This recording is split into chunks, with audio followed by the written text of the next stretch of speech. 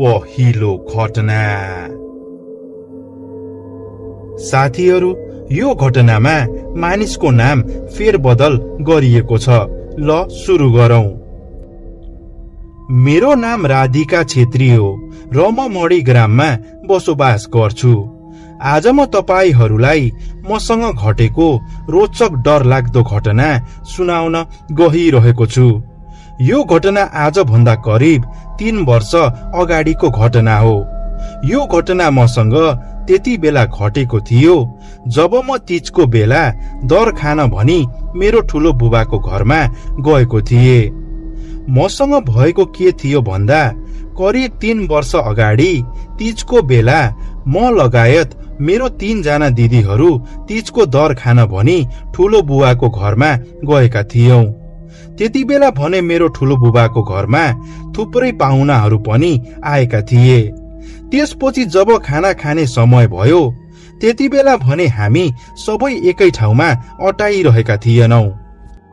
त्यसपछि म र मेरो 3 जना दिदीहरू मेरो ठुलो बुबा ठुली आमाको कोठामा गयौं अनि त्यही भुइँमा गुन्द्रीमा बसेर खाना खान थाल्यौं।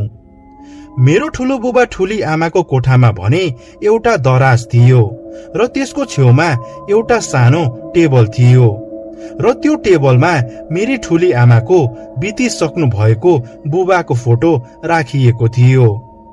त्यसपछि के भयो भन्दा त्यसपछि जब म र मेरो 3 जना दिदीहरूले त्यो कोठामा बसेर खाना खाइरहेका थियौं त्यही बेला अचानक त्यो कोठामा भएको दराज एक्कासी बुरुक्क उफ्रिएर 1 हात जति अगाडि सर्यो। त्यो कोठामा भएको दराज एक्कासी बुरुक्क उफ्रिएर 1 हात जति अगाडि सरेको दृश्य देखेपछि भने म त एकदम छक्क परे। त्यसपछि मैले मेरो 3 जना दिदीहरू तर्फ हेरे अनि त्यति बेला मैले देखे कि मेरो 3 जना दिदीहरूले पनि छक्क परेर त्यो दराजलाई हेरिरहनु भएको थियो। यानी मेरो 3 जना दिदीहरूले पनि त्यो दराज उफ्रिएर 1 हात अगाडि सरेको दृश्य देख्नु भएको थियो।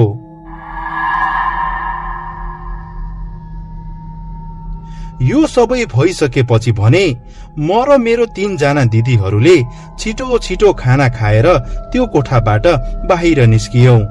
त्यसपछि दिउँसोतिर हामी सबै घर फर्कियौं। घर पुगेपछि हामीले यो घटनाबारे आमा बुबालाई सुनायौं तर उहाँहरूले भने हाम्रो कुरालाई विश्वास गर्नु भएन।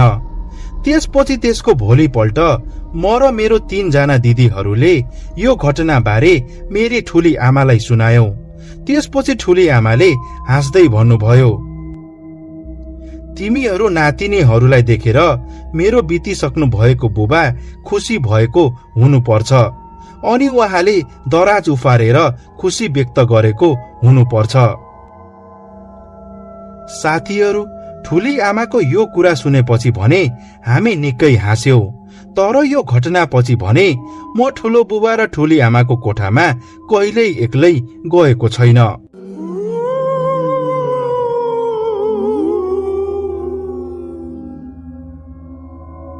मेरो नाम सुनिल थापा हो र मेरो घर पर्वत हो तर म हाल अहिले बुटवलमा बसोबास गर्छु।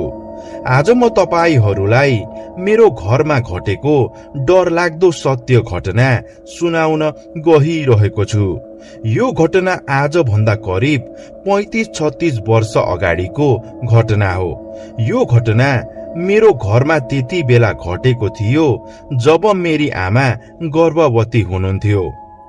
मेरो घरमा भएको के थियो भन्दा करिब 35-36 वर्ष अगाडि म र मेरो बुबा आमा हामी सबै पर्वतको हटिया भन्ने गाउँमा बसोबास गर्थ्यौं र त्यति बेला हाम्रो एउटा डाँडामा माटोको कच्ची घर पनि थियो र हामी त्यही घरमा बस्ने गर्थ्यौं। अनि त्यति बेला मेरी आमा भने गर्भवती अवस्थामा हुनुहुन्थ्यो। अब भने उहाँ गर्भवती भएको 8-9 महिना जतिको समय भइसकेको थियो। त्यसपछि के भयो भन्दा त्यसपछि एक दिन अचानक मेरी गर्भवती आमाले घरमै मेरो भाइलाई जन्म दिनुभयो। अनि जब मेरी आमाले मेरो भाइलाई घरमा जन्म दिनुभयो त्यति बेला भने मेरी आमाको शरीरबाट थुप्रै रगत बगिसकेको थियो, यानी अत्याधिक रक्तचाप भएको थियो। त्यति बेला मेरो घरभित्रको जमिनमा मेरी आमाको रगत चारैतिर फैलिएको थियो। मेरी आमाको शरीरबाट थुप्रै रगत बगेपछि, यानी अत्याधिक रक्तचाप भएपछि त्यसको केही समयमै मेरी आमाले यो संसार छोड्नुभयो, यानी मेरी आमाको मृत्यु भयो।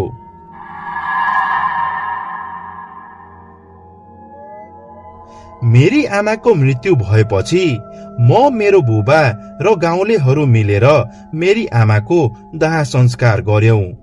मेरी आमाको मृत्युपछि भने अब मेरो घरमा म, मेरो बुबा र मेरो भर्खर जन्मिएको सानो भाइ मात्र थियौं।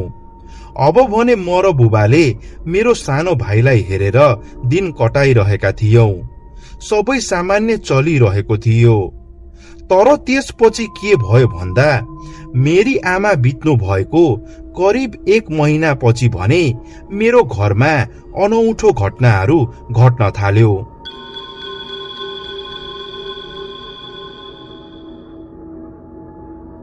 मेरी आमा बितेको करिब 1 महिना पछि भने एक दिन राति जब म, मेरो बुबा र मेरो भाइ हामी सँगै सुतिरहेका थियौं त्यति बेला भने मैले र बुबाले अचानक हाम्रो भान्सा कोठामा 2-3 जना मानिसहरू बोलिरहेको जस्तो आवाज सुन्न थाल्यौं।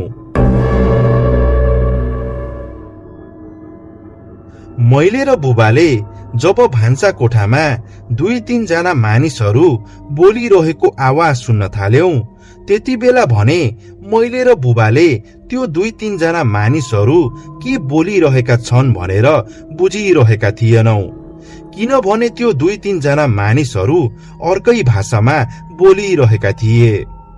त्यसपछि मैले र बुबाले भान्सा कोठामा 2-3 जना मानिसहरू अर्कै भाषामा बोलिरहेको आवाज सुन्न थालेपछि भने म र बुबा निकै डराइरहेका थियौं, किनभने त्यति बेला घरमा म, बुबा र मेरो सानो भाइ मात्र थियौं। मेरो घरमा अरू कोही मानिस थिएन।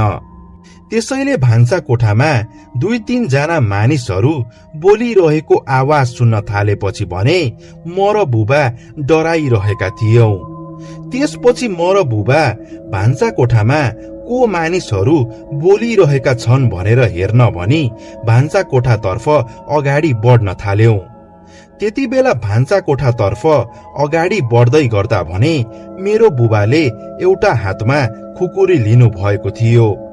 त्यसपछि जब मेरो बुबाले भान्सा कोठाको ढोका खोल्नुभयो त्यति बेला हामीले देख्यौं कि एउटा आइमाईको कालो छाया स्वाट्ट उडेर झ्यालबाट बाहिर गयो र त्यो आइमाईको कालो छाया उडेर झ्यालबाट बाहिर गएपछि भने त्यो 2-3 जना मानिसहरू बोलिरहेको जस्तो आवाज आउन पनि त्यही बेला अचानक बन्द भयो।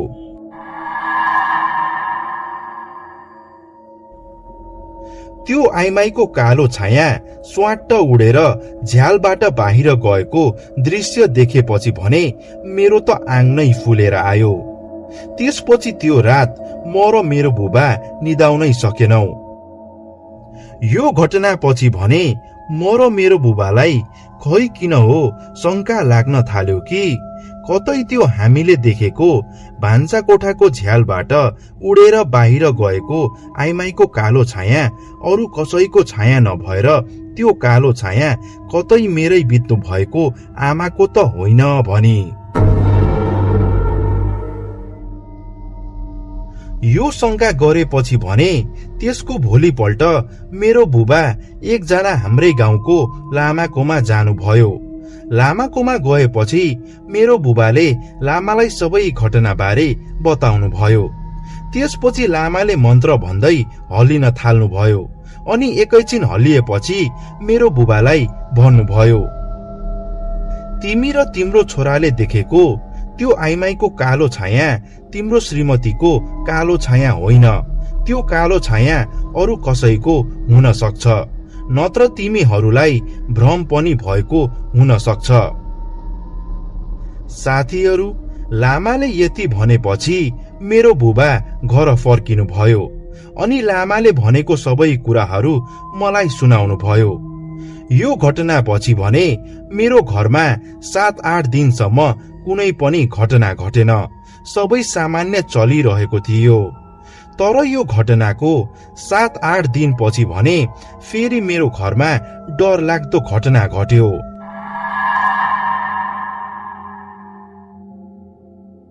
यो घटनाको 7-8 दिनपछि राति जब म र मेरो बुबा र मेरो सानो भाइ हामी सँगै सुतिरहेका थियौं, त्यति बेला रातिको लगभग 12-1 बजेको बीचमा म र बुबाले फेरि भान्सा कोठामा थुप्रै मानिसहरू बोलिरहेको जस्तो आवाज सुन्न थाल्यौं।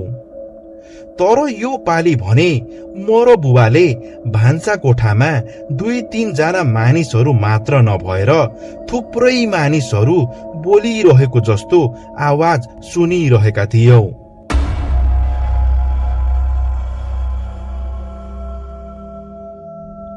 म र मेरो बुबाले भने अहिले पनि त्यो भान्सा कोठामा बोलिरहेका मानिसहरूको भाषा बुझिरहेका थिएनौं। त्यो भान्सा कोठामा भएका सबै मानिसहरूले अर्कै भाषामा कुरा गरिरहेका थिए। त्यसपछि आज पनि मैले र बुबाले भान्सा कोठामा थुप्रै मानिसहरू बोलिरहेको आवाज सुन्न थालेपछि म र बुबालाई थाहा भइसकेको थियो कि त्यो भान्सा कोठामा बोलिरहेका मानिसहरू कुनै मानिस नभएर ती सबै भूत प्रेतहरू हुन् भनेर।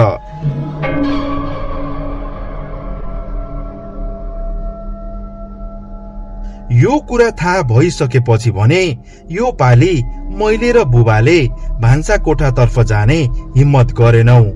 त्यसपछि त्यो भान्सा कोठामा मानिसहरू बोलिरहेको आवाज रातिको 3:30 बजेसम्म लगातार आयो। त्यसपछि भने त्यो आवाज अचानक बन्द भयो। यो घटनापछि भने भोलिपल्ट म, मेरो बुबा र मेरो भाइ हामी सबै अचानक बिरामी पर्न थाल्यौं। यो मात्र नभएर यो घटनापछि मेरो घरमा भएको गाई बस्तु बाख्रा कुखुराहरू सबै बिरामी पर्न थाले। यो सबै भइसकेपछि भने म र बुबालाई थाहा भइसकेको थियो कि यो सबै हुनुको कारण पक्कै भूत प्रेतहरू हो भनेर। त्यसपछि त्यही दिन मैले र मेरो बुबाले मेरो भाइलाई लिएर हामी गाउँको लामाकोमा गयौं। लामाकोमा गएपछि हामीले सबै घटनाबारे लामालाई बतायौं। त्यसपछि लामाले म, मेरो बुबा र मेरो भाइलाई पालै पालो झारफुक गर्नुभयो अनि झारफुक गरिसकेपछि उहाँले भन्नुभयो, तिमीहरू सबैलाई मसानहरूले छोएको रहेछ। तिमीहरूको घरमा पक्कै मसानको वास हुनुपर्छ। अब त्यो मसानलाई घरबाट भगाउन म तिमीहरूको घरमै जानुपर्छ।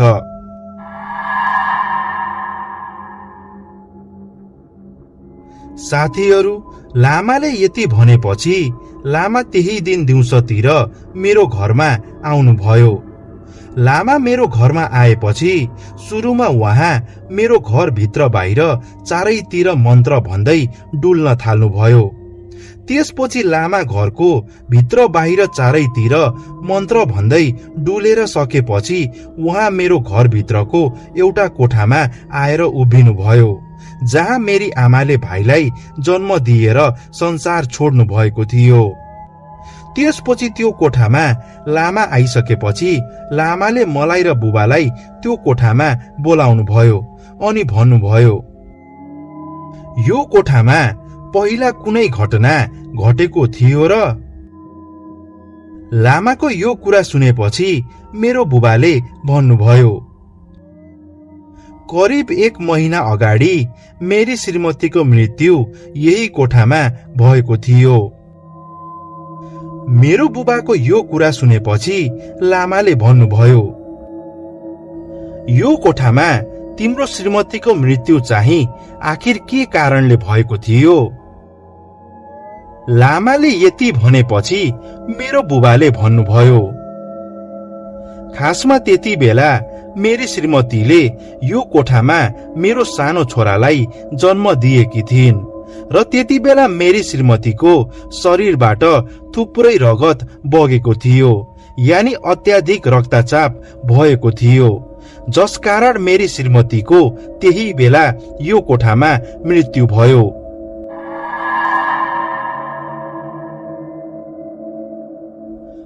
मेरो बुबाको यो कुरा सुनेपछि लामाले त्यो कोठाको जमिनको अलिकति माटो निकाल्नुभयो अनि त्यही बसेर आँखा बन्द गरेर मन्त्रहरू जप्न थाल्नुभयो। त्यसपछि केही बेर मन्त्र जपेपछि लामाले मेरो बुबालाई भन्नुभयो, यो कोठामा मरेका मानिसहरूको मसानहरू जागेका छन्। तिमीलाई थाहा छ कि छैन, जुन ठाउँमा हाम्रो गाउँ बसेको छ त्यो ठाउँ पहिला जमानामा चिहान डाँडा हुने गर्थ्यो। पछि मानिसहरू बस्न थालेपछि मात्र यो ठाउँलाई मानिसहरूले चिहान डाँडा भन्न छोडेका हुन्।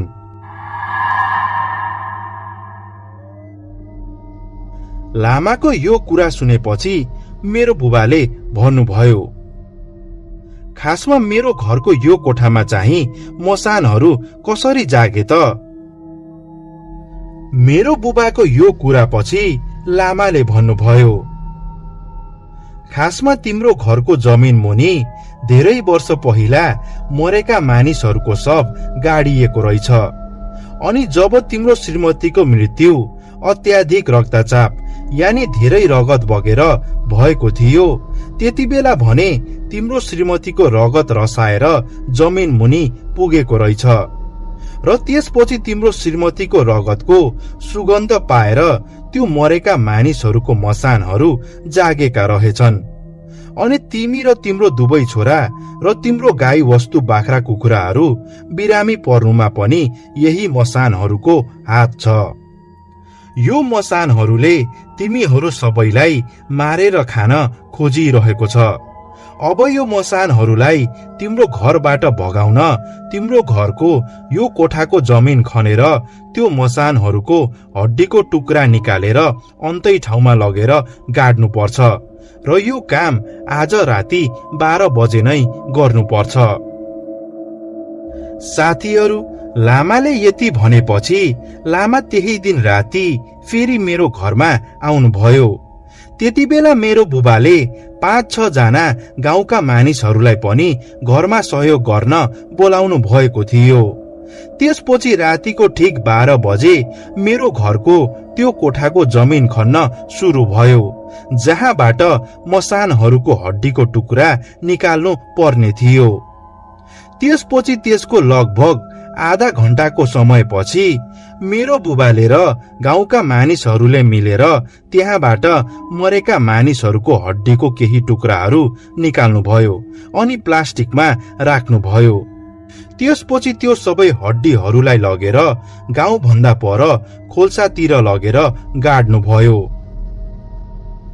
साथीहरू, यो सबै कार्य गरेपछि भने म, मेरो बुबा, मेरो भाइ र मेरो घरमा भएको गाई वस्तु बाख्रा कुखुराहरू सबै निको हुँदै जान थाले।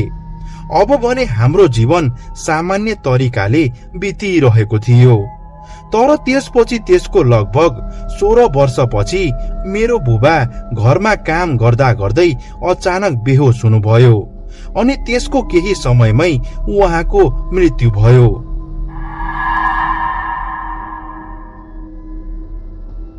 मेरो बुबाको मृत्युपछि दाह संस्कार गरेर 13 दिन पुगेपछि म लामालाई देखाउन भनी गए। त्यसपछि मलाई लामाले भन्नुभयो, हेर बाबु, अब त र तेरो भाइ त्यो घरमा नबस। तेरो घरमा फेरि थुप्रै मसानहरू जागेको छ र त्यो मसानहरूले तलाई र तेरो भाइलाई मारेरै छोड्छ। तेरो घरको मसानहरूले नै तेरो बुबालाई मारेका हुन्।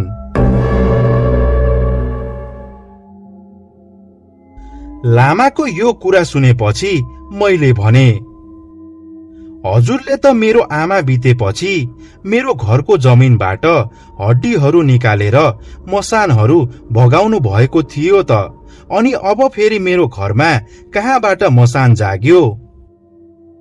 मेरो यो कुरा सुनेपछि लामाले भन्नुभयो, हेर बाबु, तँलाई थाहा नै छ, तँ तेरो भाइ र हाम्रो गाउँको सबै मानिसहरू चिहान डाँडामा घर बनाएर बसिरहेका छौं, अनि त्यो बेलामा तेरो घरको जमिनबाट हड्डी निकालेर मसानहरूलाई भगाकै हो। तर मलाई के थाहा कि त्यहाँ अझै पनि थुप्रै मरेका मानिसहरूको कंकाल छ भनेर। त्यसैले अब त र तेरो भाइ त्यो घरमा कदापि नबस।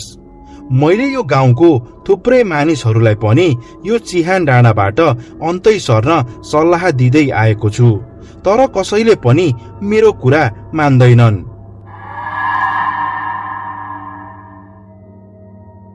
साथीहरू, लामाले यति भनेपछि त्यसको पर्सिपल्ट म मेरो भाइलाई लिएर बुटवलमा आए।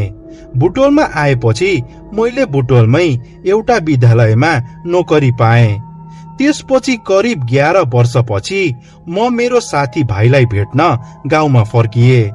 अनि जब म साथी भाइलाई भेट्न गाउँमा फर्किए, त्यति बेला मैले थाहा पाएँ कि मेरो गाउँको लामा, जसले मलाई चिहान डाँडामा भएको घर छोड्न सल्लाह दिनु भएको थियो, उहाँ भने बितिसक्नु भयो भनेर। उहाँ कसरी बित्नु भयो गाउँमा कसैलाई पनि थाहा छैन। उहाँको मृत्युको खबर सुनेपछि भने मलाई निकै दुःख लाग्यो। यो मात्र नभएर त्यसपछि मेरो गाउँमा थुप्रै जवान मानिसहरूको मृत्यु भयो। कोहीको दुर्घटना परेर मृत्यु भयो भने कोही बिस्तारामा सुत्दा सुत्दै नउठ्ने गरी मृत्युको मुखमा परे। मेरो गाउँको लगभग धेरै जसो मानिसहरूको रहस्यमय तरिकाले अकालमै मृत्यु भयो। यो सबै घटनाहरूपछि भने धेरै मानिसहरूले आफ्नो घर छोडेर अन्तै ठाउँमा गए। मेरो त्यो गाउँको बुढापाकाहरूले अहिले पनि भन्ने गर्छन् कि चिहान डाँडामा घरहरू बनाएका कारण त्यो चिहान डाँडाका मसानहरूले नै मानिसहरूलाई खाने गर्छन् भनेर।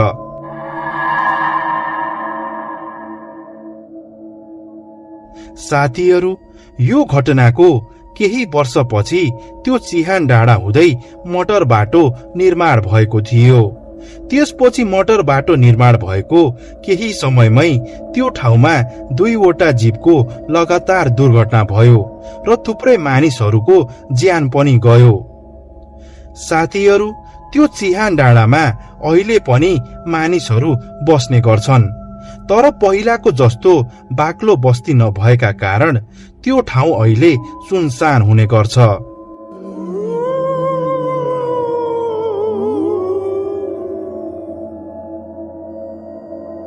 मेरो नाम टंक बहादुर राणा हो र म कोटीहवा गाउँमा बसोबास गर्छु। आज म तपाईहरूलाई मसँग घटेको डरलाग्दो सत्य घटना बताउन गइरहेको छु। यो घटना आज भन्दा करिब 11 वर्ष अगाडिको घटना हो। यो घटना मसँग त्यति बेला घट्यो जब म राति चिलिया भन्ने जंगलको बाटोबाट घर फर्किँदै थिए। साथीहरू, यो घटना घट्न भन्दा अगाडि मलाई भूत प्रेत यस्तो चीजहरूमा कदापि विश्वास लाग्दैन थियो। मैले यो सबै अन्धविश्वास हो भन्ने गर्थे। तर जब मसँग यो घटना घट्यो त्यसपछि बल्ल मैले भूत प्रेतहरूमा विश्वास गर्न थाले। मसँग भएको के थियो भन्दा, खासमा 11 वर्ष अगाडि एक दिन म मेरो साथीको घरमा पार्टी खान गएको थिए र त्यति बेला मैले अलिअलि रक्सी सेवन पनि गरेको थिए। त्यसपछि म साथीको घरबाट निस्किँदा रातिको लगभग 11 बजिसकेको थियो। त्यति बेला म आफ्नो मोटरसाइकलमा एक्लै घरतर्फ जाँदै थिए। सबै सामान्य चलिरहेको थियो। तर त्यसपछि जब चिलिया भन्ने जंगलको बाटो आयो, मैले त्यो जंगलको बाटो छिर्न भन्दा अगाडि बाटोको छेउमा एउटी केटी देखे। त्यो केटीले हात हल्लाउँदै मोटरसाइकल रोक्न मलाई इसारा गरिरहेकी थिए र त्यो केटीले खरानी रङको जस्तो कपडा लगाएकी थिए। सुरुमा त त्यो केटीलाई यस्तो सुनसान ठाउँमा देखेपछि मलाई अलि अनौठो लागिरहेको थियो, तर त्यति बेला मैले यो सोचे कि सायद बिचरी कुनै समस्यामा होली भनेर। त्यसपछि मैले त्यो केटीको छेउमा गएर मोटरसाइकल रोके अनि त्यो केटीलाई प्रश्न गरे, के भयो बहिनी? अनि त्यो केटीले भनी, दाई मलाई यही पर छोडिदिनु न, हेर्नु न अघिबाट गाडी कुरिरहेको छु, कुनै गाडी यो बाटो हिँडेकै छैन। त्यसपछि मैले भने, हुन्छ बहिनी बस, म पनि यही बाटो जाँदैछु, तिमीलाई छोडिदिइहाल्छु। मैले त्यो केटीलाई यति भनेर मोटरसाइकलमा बस्न आग्रह गरे, तर त्यति बेला मलाई के अचम्म लाग्यो भने जब त्यो केटी मेरो मोटरसाइकलमा पछाडि बसी, मैले त्यो केटी मोटरसाइकलको सिटमा पछाडि बसेको थाहा नै पाएन। त्यो केटी कसरी बसी र कति बेला बसी मैले अत्तो पत्तो पाएन। त्यसपछि मैले त्यो केटीलाई भने, बहिनी बस्यौ? अनि त्यो केटीले भने, अँ दाइ बसे, अब हिँड्नु। त्यो केटीले यति भनेपछि मैले आफ्नो मोटरसाइकल अगाडि बढाएँ, तर त्यति बेला मलाई के अनौठो लागिरहेको थियो भने त्यो केटी मेरो मोटरसाइकलमा बस्दा पनि मेरो मोटरसाइकलमा कुनै भारीपन महसुस भइरहेको थिएन। त्यो केटी मेरो मोटरसाइकलमा बस्दा पनि नबसेको जस्तो महसुस भइरहेको थियो, मानौ त्यो केटीमा कुनै वजन तौल नै छैन। त्यसपछि मैले त्यो केटीलाई प्रश्न गरे, बहिनी तिमी यति हल्का छौ, केही खाँदैनौ क्या? मेरो यो प्रश्नको जवाफ त्यो केटीले केही पनि दिइन। त्यो केटीले मलाई जवाफ नदिएपछि मलाई लाग्यो कि पक्कै त्यो केटीले आफूलाई जिस्काएको जस्तो ठानेर जवाफ नदिएकी होली भनेर। त्यसपछि मैले त्यो केटीसँग केही पनि नबोली चुपचाप मोटरसाइकल चलाउन थाले। त्यसपछि जब त्यो चिलिया जंगलको बाटो सकिन लाग्यो, त्यो केटीले मलाई भने, दाई मलाई यही रोकिदिनुस्, म यही उत्रिन्छु। त्यो केटीले यति भनेपछि मैले मोटरसाइकल रोके। त्यसपछि त्यो केटी मेरो मोटरसाइकलबाट झरी, तर त्यो केटी कति बेला मोटरसाइकलबाट झरी मैले भने केही पनि थाहा पाएन। त्यसपछि मैले सोच्न थाले कि आखिर यो केटी मोटरसाइकलमा चढ्दा पनि मैले केही थाहा पाएन र अहिले मोटरसाइकलबाट झर्दा पनि केही थाहा पाएन। यो सोचेर म निकै अचम्म परिरहेको थिएँ।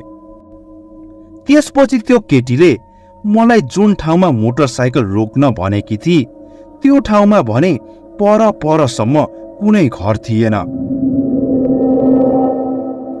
त्यो ठाउँमा परसम्म कुनै घर नदेखेपछि मलाई अनौठो लागिरहेको थियो।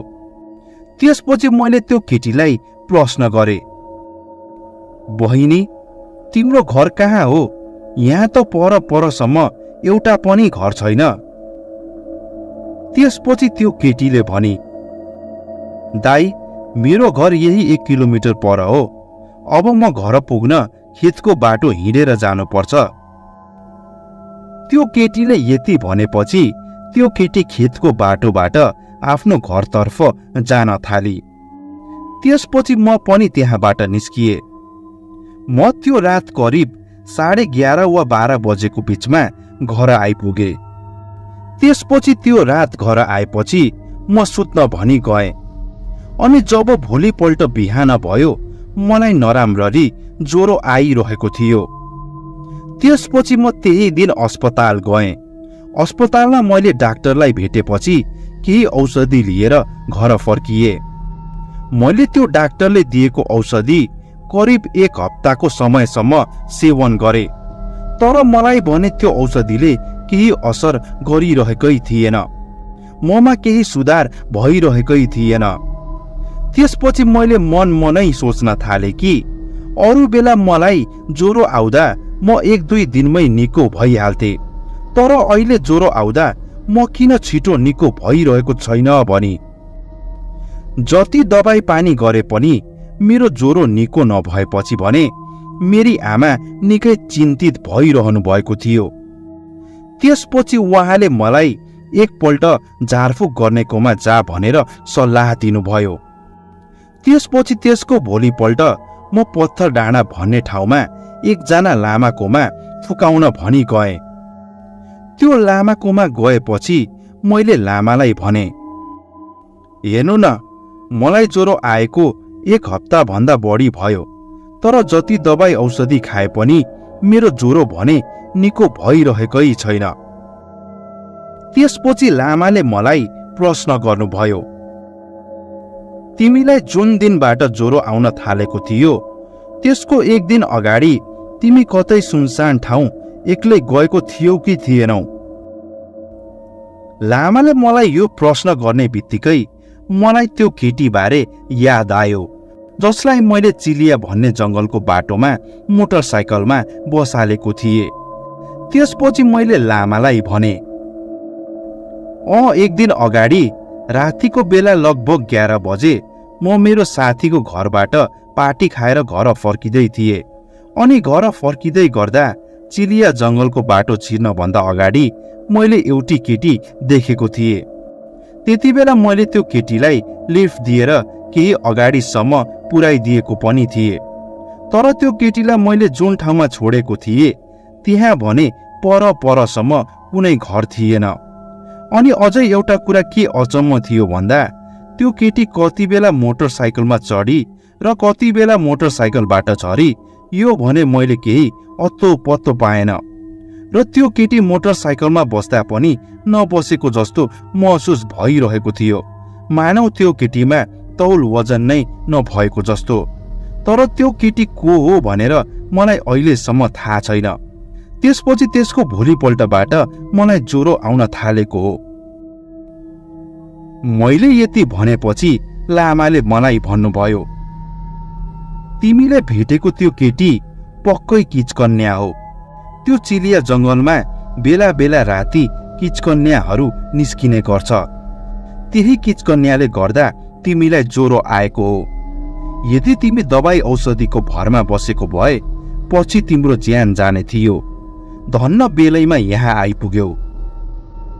लामाले मलाई यो कुराहरू भनेपछि मलाई झन् डर लाग्न थाल्यो। मलाई थाहा पनि थिएन कि मैले किचकन्यालाई मोटरसाइकलमा बसालेको थिएँ भनेर। त्यसपछि लामाले मलाई छाडफुक गर्न थाल्नुभयो। लामाले त्यति बेला खुर्सानी, कागती र तोरीको दाना मेरो वरिपरि घुमाउनु भयो र मन्त्र जप्दै खुर्सानी, कागती र तोरीको दानालाई अलि पर फाल्नुभयो। लामाले मलाई झारफुक गरिसकेपछि भने उहाँले मलाई भन्नुभयो, राति राति एक्लै हिँड्ने काम नगर। त्यसैमाथि सुनसान जंगलको बाटो त हिँड्दै नहिँड। अहिले त तिमीलाई त्यस्तो केही पनि भएन, तर समय सधैँ एकनाश पनि हुँदैन। यस्तो नराम्रो शक्तिहरूले मानिसको ज्यान पनि लिने गर्छन्। त्यसैले यस्तो शक्तिहरूबाट टाढै बसेको राम्रो हो। लामाले यति भनेपछि म आफ्नो घर फर्किए। त्यसपछि त्यही दिन दिउँसोतिर मेरो ज्वरो पनि सन्चो भयो।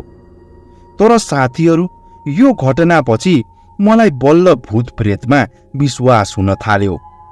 मैले पहिला सबैलाई यो सबै अन्धविश्वास हावा कुरा हो भन्ने गर्थे, तर जब म आफै यस्तो चिजमा परे अनि बल्ल मलाई भूत प्रेत हुन्छन् भनेर विश्वास हुन थाल्यो।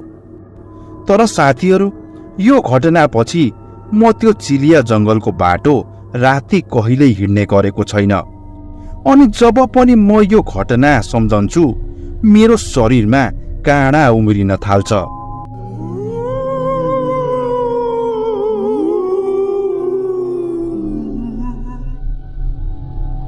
मेरो नाम हरिराम नेउपाने हो र म पर्वतको धरमबानी भन्ने गाउँमा बसोबास गर्छु। आज म तपाईहरूलाई मैले भोगेको देखेको सत्य डर लाग्दो घटना बताउन गइरहेको छु। यो घटना आज भन्दा करिब 20-25 वर्ष अगाडिको घटना हो, जब म 14 वर्ष जतिको थिएँ। मसँग भएको के थियो भन्दा, जब म 14 वर्षको थिएँ, एक दिन राति मलाई पिसाबले बेसरी च्यापेको थियो। त्यसैले म पिसाब फेर्न भनी घरभन्दा बाहिर आँगनको छेउको डिलमा गएको थिएँ। त्यहाँ गएर मैले पिसाब गर्न थालेँ। पिसाब गरेर सकिएपछि जब म घरभित्र जान भनेर पछाडि फर्किएँ, मैले अचानक एउटा आवाज सुने।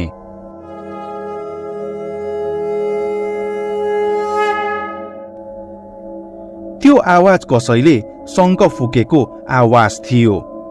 त्यो आवाज सुनेपछि जब म अगाडि फर्किएँ, मैले सेती खोला भन्ने खोलाको पारीको मटर बाटोमा थुप्रै मानिसहरू हिँडिरहेको देखेँ। ती सबै मानिसहरूले सेता लुगा लगाएका थिए। ती मध्ये 6 जना सेता लुगा लगाएका मान्छेले भने बासमा एउटा मानिसको शव जस्तो बोकेर अघि अघि हिँडिरहेका थिए। अनि अरू 5-6 जना मानिसले चाहिँ सेतो लामो कपडा लट्ठीमा बेरेर लाइनसँग मिलाएर हिँडिरहेका थिए। यो सबै दृश्य देखेपछि मलाई लाग्यो कि पक्कै गाउँमा फेरि कोही मानिसको मृत्यु भएको होला भनी। ती सबै सेता लुगा लगाएका मानिसहरू जुन बाटोबाट हिँडिरहेका थिए, त्यो बाटो सिधै सेदीबेनी भन्ने ठाउँमा पुगिन्थ्यो, जहाँ मानिसहरूको शव जलाउने गरिन्छ। ती सबै सेता लुगा लगाएका मानिसहरू पनि त्यही सेदीबेनी जाने बाटोबाट हिँडेको देखेपछि मलाई लाग्यो कि पक्कै यिनीहरू शव दाह संस्कार गर्न मलामी गएका होलान् भनी। त्यसपछि मैले ती मलामी हिँडेका सेता लुगा लगाएका मानिसहरूलाई आँगनमै उभिएर टुलु टुलु हेर्न थाले। तर त्यसको एकछिनपछि मैले सोच्न थाले कि यदि कोही मलामी जाँदैछ भने मृत्यु भएको मानिसको घर परिवार अथवा दाजुभाइले मात्र सेतो लुगा लगाउने गर्छन्, तर यहाँ त सबै मलामीहरूले नै सेता लुगा लगाएका छन्। यो सोचेर म एकदम अनौठो मानिरहेको थिएँ। तर म त्यति बेला 14 वर्षको मात्र थिएँ। त्यसैले मैले यो सबै के भइरहेको छ भनेर राम्ररी बुझ्न सकिरहेको थिएन। तर त्यही बेला खै कसरी मलाई मेरो हजुरबुबाले भन्नुभएको एउटा कुराको याद आयो। मेरो हजुरबुबाले भन्नुभएको थियो कि यदि कुनै मानिसको मृत्यु हुन्छ भने त्यो मानिसको शव दाह संस्कारको लागि दिनमा मात्र लगिने गरिन्छ र रातमा कहिल्यै लगिने गरिँदैन। मेरो हजुरबुबाले भन्नुभएको यो कुरा सम्झिएपछि भने मलाई अलिअलि डर लाग्न थाल्यो।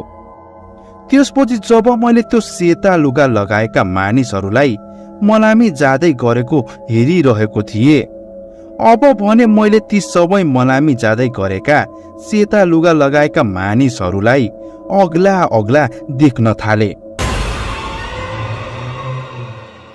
तिनीहरू सबै हेर्दा हेर्दै पहाड जत्रो अग्लो भइसकेका थिए।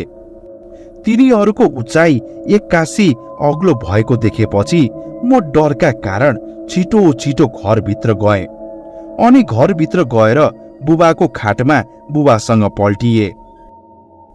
त्यसपछि त्यो रात म निदाउनै सकिन। त्यसको भोलिपल्ट बिहान जब म निद्राबाट बिउजिए, मलाई ज्वरो आइरहेको थियो। त्यसपछि मैले राति देखेको सबै घटनाबारे बुबा आमा हजुरबा सबैलाई बताएँ। मेरो यो कुरा सुनेपछि मेरो बुबाले मलाई गाली गर्दै भन्नुभयो, तँलाई कसले ती भूतप्रेतहरूलाई हेरिराख्न भनेको थियो? पिसाब फेरेपछि खुरुक्क घरभित्र आएर सुत्न पर्दैन तँलाई? अब तेरो ज्वरो यत्तिकै निको हुँदैन, तेरो ज्वरो फुकाएर मात्र निको हुन्छ। मेरो बुबाले मलाई यति भनेपछि त्यही दिन फुकाउन भनी एकजना लामाकोमा लैजानु भयो। लामाकोमा गएपछि मैले राति देखेको सबै घटनाबारे लामालाई राम्ररी बताएँ। मेरो सबै कुरा राम्ररी सुनेपछि लामाले भन्नुभयो, बाबु, तिमीले राति देखेको त्यो सेता लुगा लगाएका मानिसहरू भूत प्रेतहरू हुन्। तिमीले हिजो देखेको दृश्य भूत प्रेतहरूको मलामी हो। धन्न तिनीहरूले तिमीलाई देखेनन्, नत्र तिमीलाई तिनीहरूले मारेर आफैसित लिएर जाने थिए।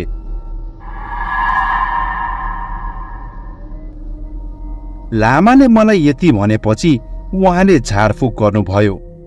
झारफुक गरेपछि मेरो ज्वरो त्यही दिन सन्चो भयो। साथीहरू, यो घटनापछि म राति कहिल्यै एक्लै पिसाब फेर्न निस्किएको छैन र जब पनि म यो घटना सम्झन्छु मेरो शरीरमा डरको लहर दौडिने गर्छ।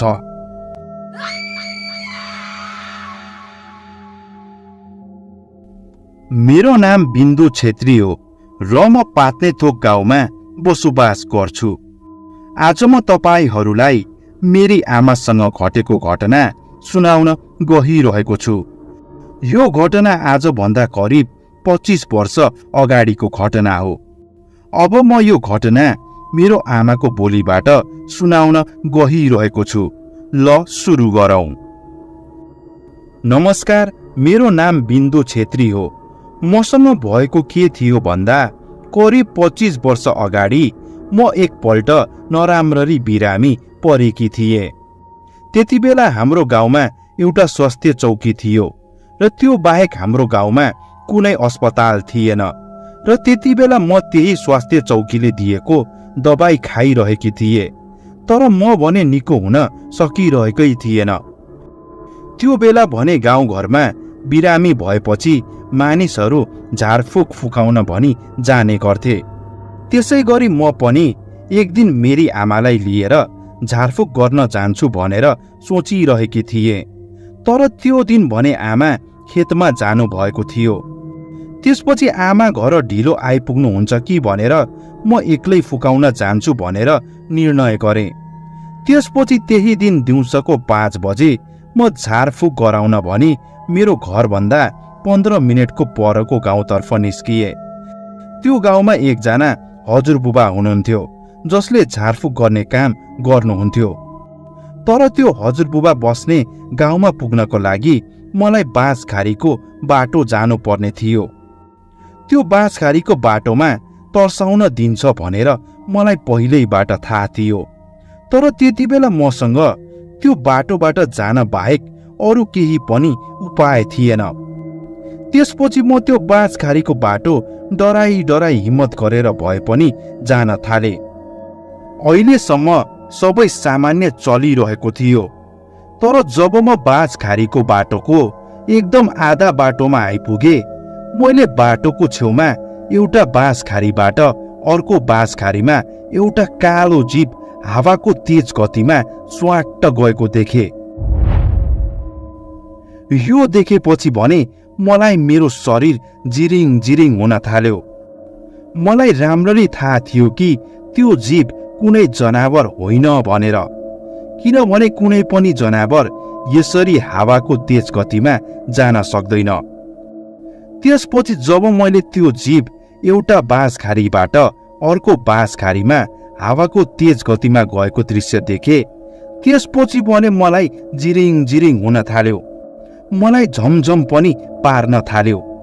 मैले अब भने धमिलो धमिलो देखिरहेको थिएँ। त्यो समयमा मलाई मेरो अनुहार कुनै फलाम टिन कच्याक कुचुक कुचिएको जस्तो महसुस भइरहेको थियो।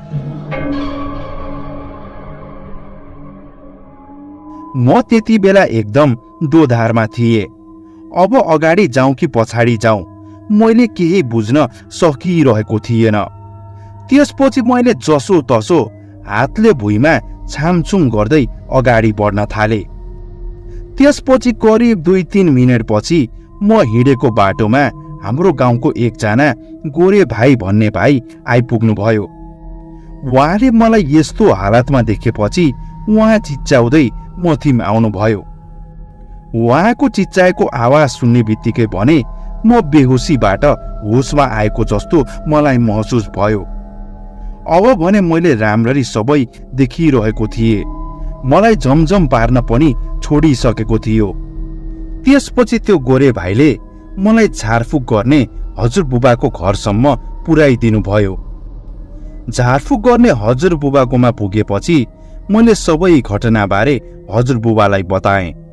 त्यसपछि हजुरबुबाले मलाई झारफुक गर्नुभयो अनि झारफुक गरेपछि मलाई भन्नुभयो, तिमीले अघि भर्खर देखेको त्यो कालो जीव वनको हो, जसलाई वनदेवता पनि भनिने गरिन्छ। तिम्रो सट्टा अरू मान्छे भएको भए त्यो वनकोले मारिसक्थ्यो, तर तिमी बाँच्न सफल भयौ। तिमीले हरेक वर्ष वनदेवतालाई पूजा गर्ने भएकोले तिमीलाई त्यो वनकोले केही गर्न सकेन र तिमी बिरामी परेर सन्चो नहुनुको कारण चाहिँ तिमीलाई मसान लागेकोले हो। अब तिमी चिन्ता नगर, अब तिमी छिट्टै निको हुन्छौ। अनि एउटा कुरा याद राख्नु कि बिरामी परेको बेला यसरी कहिल्यै एक्लै नहिड्नु, किनभने भूत प्रेतहरूले बिरामी मान्छेहरूलाई सबैभन्दा छिटो आफ्नो शिकार बनाउने गर्छन्।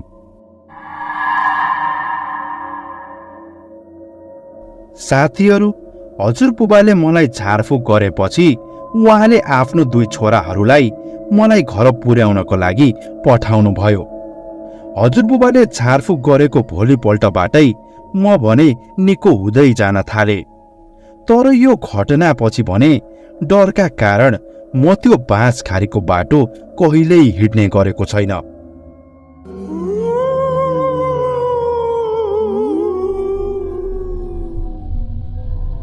साथीहरू, यो घटनामा मानिसको नाम फेरबदल गरिएको छ।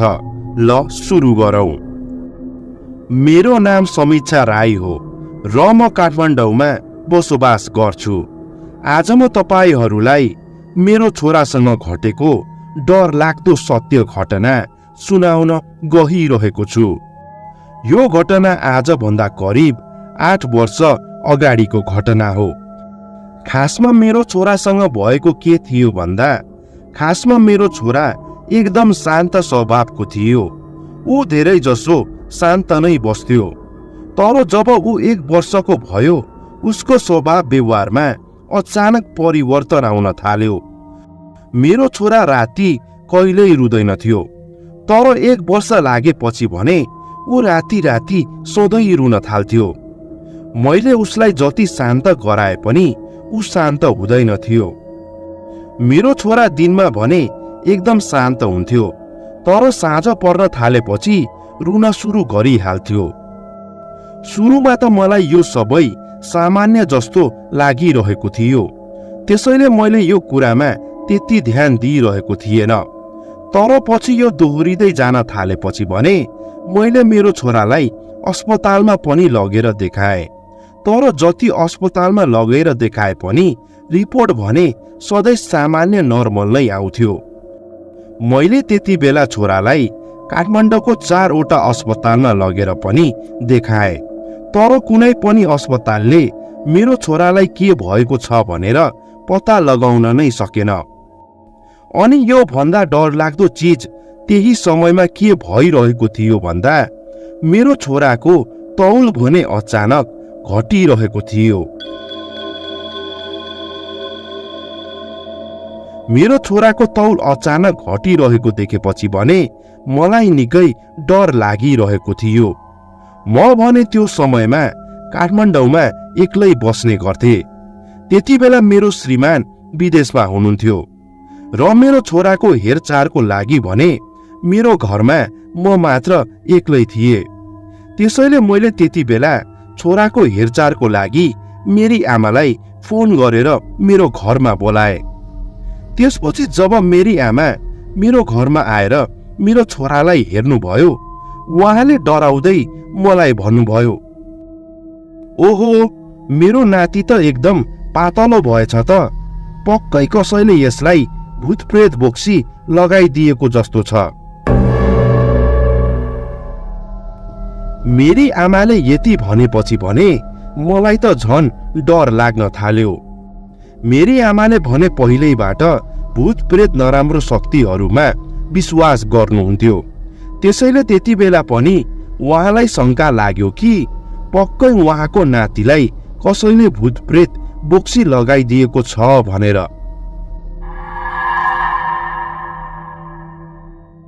यो सबै भइसकेपछि भने त्यसको भोलिपल्टै मेरी आमा र म भएर मेरो छोरालाई देखाउन भनी गुम्बामा गयौं। गुम्बामा गएर लामालाई मैले सबै घटनाबारे बताए। त्यसपछि लामाले मेरो छोरालाई हेर्दै केही मन्त्रहरू भन्दै जप्न थाल्नुभयो। अनि मन्त्रहरू जपेर सकिएपछि उहाँले भन्नुभयो, तपाईको छोरालाई त कसैले जादु टोना गरेको छ, तपाईको छोरालाई कसैले बोक्सी लगाइदिएको छ। अब तपाईको छोरालाई बचाउन एकदम गाह्रो छ। लामाको यो कुरा सुनेपछि भने मेरो त सातो नै गयो।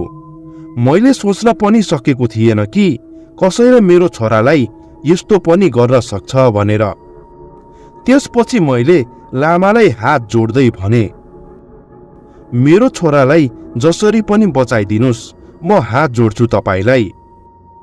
अनि लामाले भन्नुभयो, तपाईको छोरालाई बचाउन म सक्दो प्रयास गर्छु। जसले तपाईको छोरामाथि जादु टोना गरेको छ, त्यो जादु टोनालाई त्यही मान्छेमाथि उल्टाउन पनि सकिन्छ। अब मैले तपाईसँग जे प्रश्न गर्छु त्यसको एकदम सही र सत्य उत्तर दिनुहोला। लामाले यति भन्दै मलाई प्रश्न गर्नुभयो, ल मलाई भन्नु त, तपाईले अरू कुनै मान्छेलाई आफ्नो छोरा केही समयको लागि राख्न दिनु भएको थियो र?